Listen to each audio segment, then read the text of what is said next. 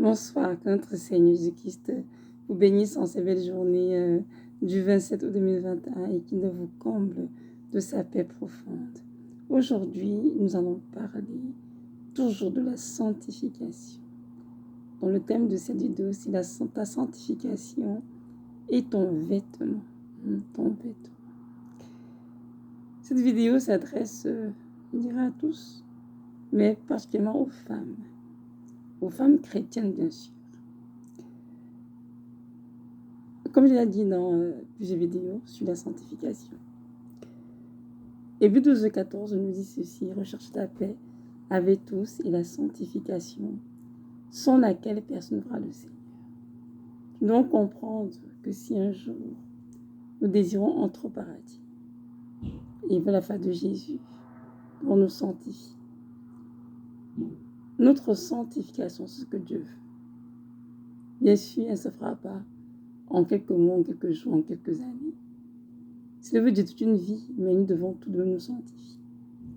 Parce que le jugement, Dieu ne fera point de favoritisme. Il va appliquer sa parole. Et c'est sa parole qu'elle nous juge tous. Donc c'est important que ce ne soit pas des autorités oubliées, mais que nous mettions en pratique, la parole du Seigneur, et ce dans tout en son entièreté. La sanctification n'est pas, pas compartiment. C'est un tout. Ceci veut dire quoi? Ceci veut dire que la sanctification touche tous les domaines de nos vies, absolument tout, sans exception. Nous devons obéir au Seigneur dans tout ce qu'il nous demande. Aujourd'hui, on va parler de la femme, de son habillement.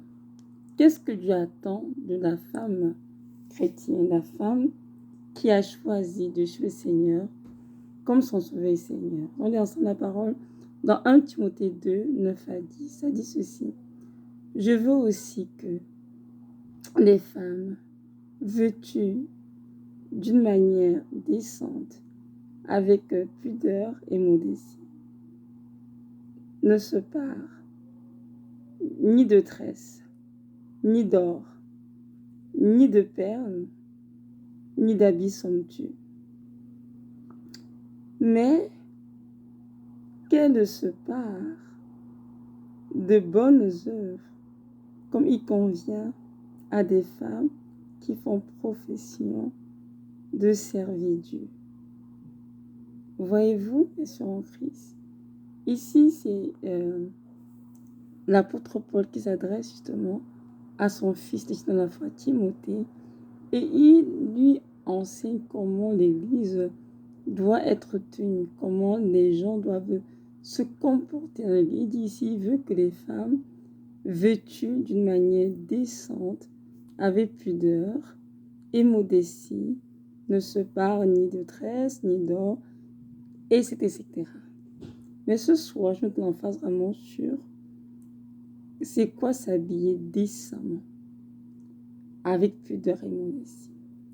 La décence, en fait, c'est le fait de ne pas choquer les autres lorsqu'on est habillé, lorsqu'on dit une parole. Donc, une femme s'habille décemment, lorsqu'elle passe, elle doit être discrète, réservée, et d'être pudique, c'est-à-dire il ne doit y avoir rien sur elle, qui attire l'attention des hommes comme des femmes. Les femmes doivent, en principe, se couvrir. Donc, toute la femme est une fleur qui a été créée par Dieu avec beaucoup d'atouts. Et lorsqu'elle passe, en effet,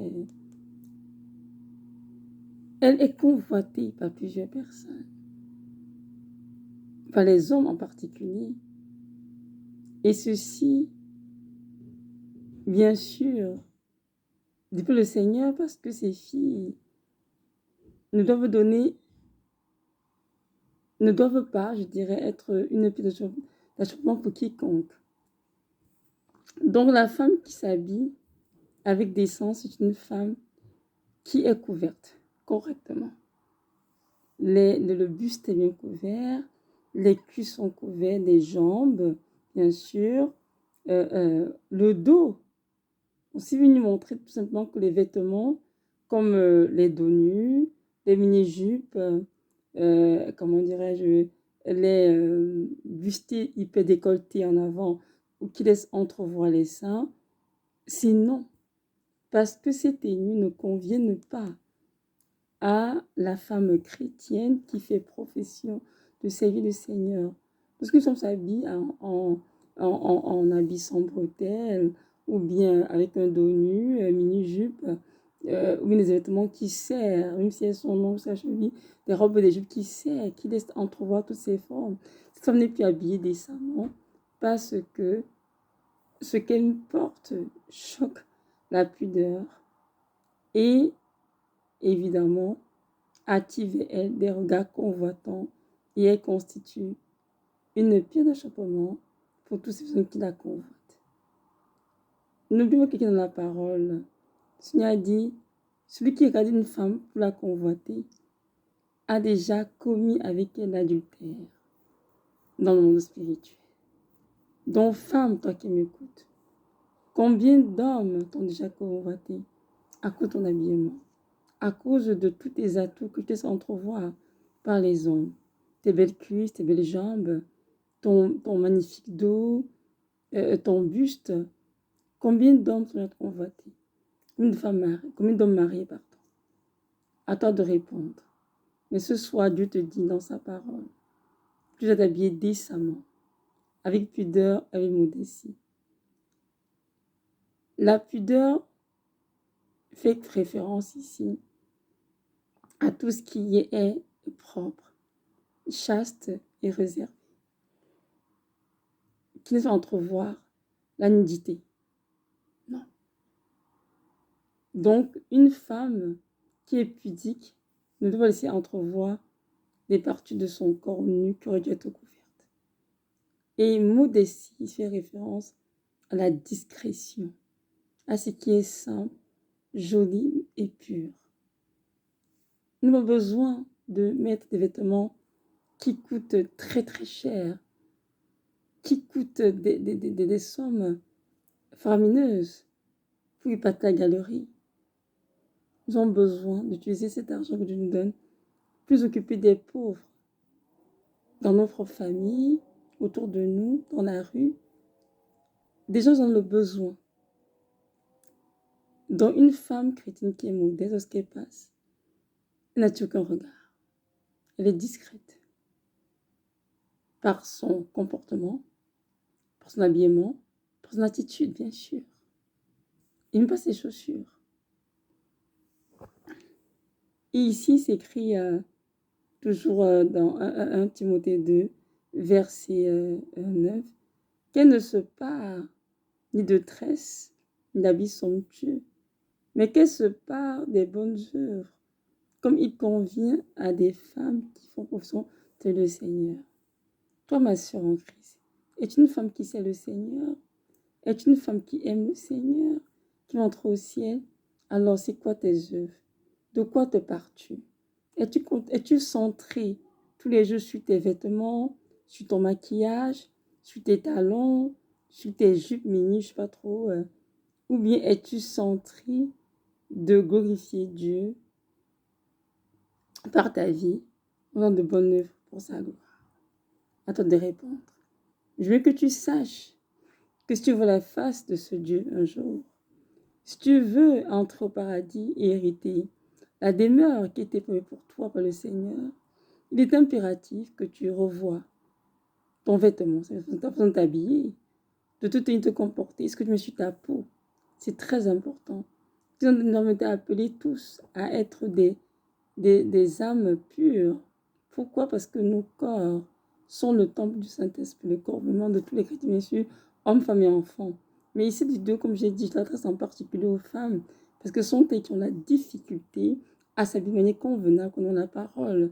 Les femmes, de manière générale, sont des femmes qui ont été séduites par ce siècle, hein, par Hollywood, par les actrices, par la mode et par plein d'autres choses.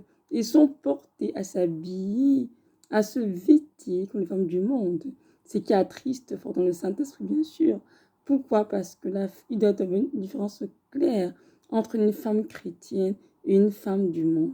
Malheureusement, dans nos églises, parce que nous voyons des femmes, mon Dieu, habillées comme des sirènes, des femmes qui sont maquillées à outrance, des femmes qui mettent des vêtements serrés de partout, des pantalons, des leggings, toutes de choses, de vêtements qui découvrir leur nudité. Et c'est sûr que ces femmes-là, peu importe leur don, peu importe leur zèle pour le Seigneur, si elles ne se repentent pas, qu'elles changent de vêtements, elles ne verront jamais la face du Père. Alors ma soeur en Christ, écoute en ce moment, je te donne ce message et que tu t'agenouilles, que tu pries, que tu dis Seigneur Jésus, je veux entendre ta voix et comprendre ce que ma soeur Evelyne dit. Est-ce qu'elle dit vraiment de toi, Seigneur, parce que je veux changer et un jour je vois ta face. Et je peux te dire que le Dieu qui t'a créé, qui t'a sauvé, se révélera à toi. Et moi qui vous enseigne, oh oui, Dieu sait pourquoi il a fait ce message, parce que dans de longues années dans le monde, j'étais en mini-jupe, j'étais en dos nu, j'étais en habit fine bretelle, toujours les jambes et les cuisses exposées. Tellement je mettais mini-jupe que je me suis dit que lorsque j'étais encore à l'université, il y avait une amie qui appelait toujours Evelyne, Madame Mini-jupe. Et lorsque j'arrivais au Canada pour étudier, je suis allée en France lui rendre visite pendant les vacances de Noël. Et j'étais en longue jupe. Quand elle m'a vue, elle dit non, ça se fait Evelyne ça. En longue jupe, non, ce n'est pas elle. Car je connais Evelyne comme Madame Mini-jupe. Parce que lorsque j'étais au Cameroun, en tout cas, j'en mettais des mini-jupes. Dieu le seul le sait. Même quand ma mère achetait des jupes avec une longueur correcte, qui arrivait comme mi-jambe, la nuit, je coupais, je pliais la jupe pour qu'elle soit mini à mon goût, à ce point. Donc, je sais de quoi je parle et je peux vous dire que ces tenues que nous portons, mais que je vais porter le passé pour moi, sont des tenues qui attristent fort dans le Saint-Esprit parce que ces tenues laissent exposer notre nudité à la vue de tous et nous sommes convoités et nous ne devenons pas conséquents des pires d'achoppement pour plusieurs hommes, mariés comme célibataires. L'homosexualité, c'est très grave, c'est un péché. Alors, mes sœurs en Christ, je vous encourage à prier, à invoquer le Dieu d'Israël qui vous aime d'un amour éternel et conditionnel, à se révéler à vous concernant votre habillement. Et il va vous montrer toutes les choses que vous mettez sur vous qui ne conviennent pas aux femmes qui font profession de servir le Seigneur. Il va vous aider bien sûr à vous dépouiller de toutes les choses de ce monde et de rester belle au naturel, pure, chaste, réservée, et vous habiller bien sûr avec décence, pudeur et modestie. Donc voilà, je vais être ce soir, je continuerai l'enseignement dans une prochaine vidéo. D'ici là, portez-vous bien, que notre Dieu vous bénisse richement. Shalom.